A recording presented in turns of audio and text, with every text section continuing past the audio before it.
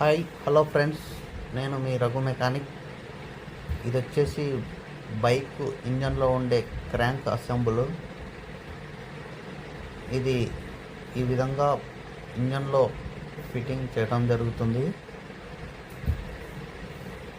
Engine oil service ఎంత correct టైంకి చేపిస్తే దీని లైఫ్ అంతగా ఎక్కువ ఉంటుంది. కాబట్టి మీరు time to time oil service అనేది చేయిస్తున్నాండి.